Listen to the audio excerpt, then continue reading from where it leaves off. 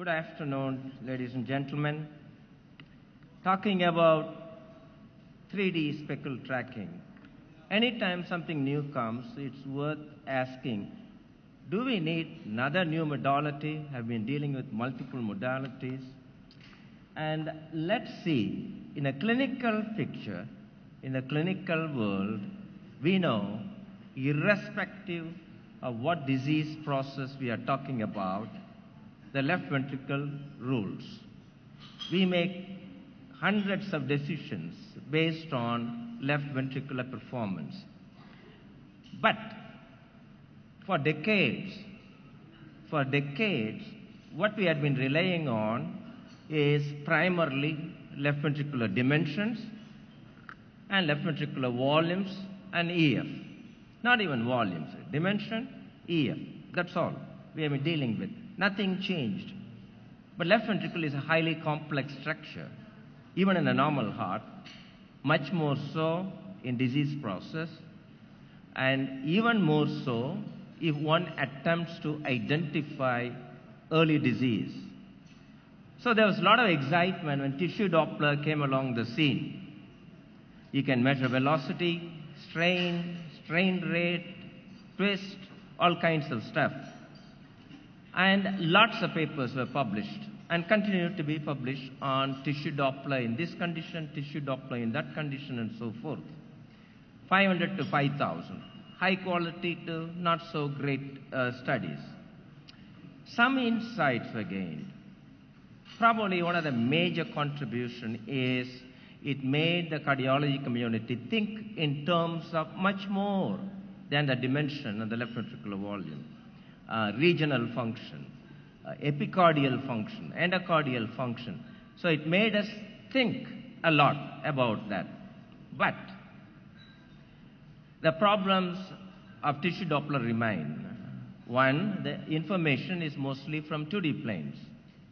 And tissue Doppler people forget the apex. It's mostly the base at the most mid left ventricular level. And many times the data is not simultaneous.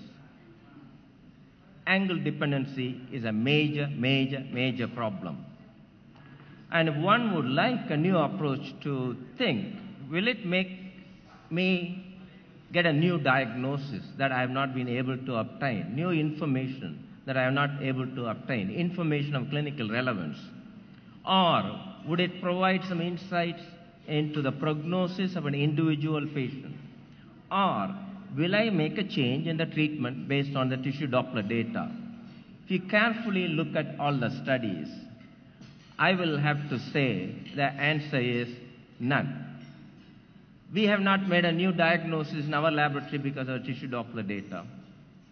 And I haven't been able to tell a patient about his or her prognosis based on tissue Doppler data. I never change the treatment in a patient because of the tissue Doppler data. Okay. But it did make another major impact. World was like that before people started publishing papers on tissue Doppler.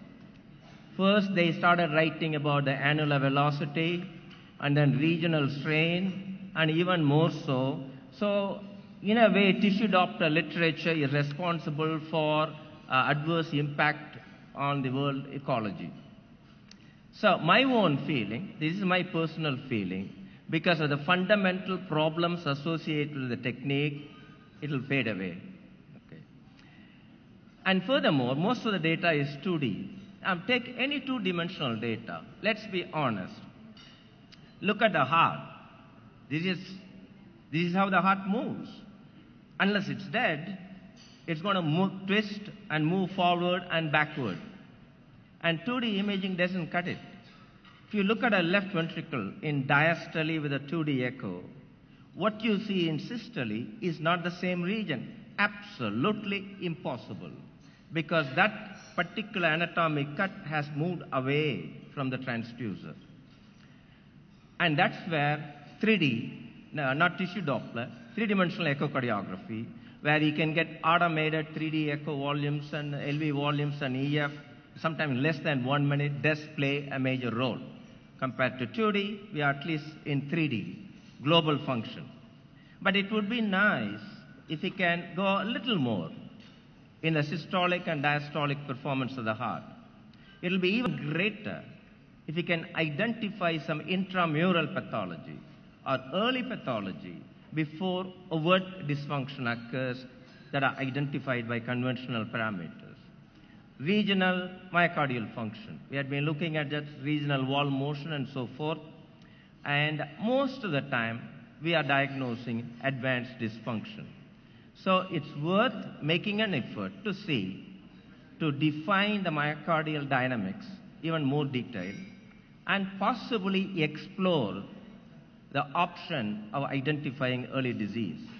And one of the strengths of cardiac magnetic resonance, it can show intramural pathology. Even when EF is normal, regional function is normal, it can show.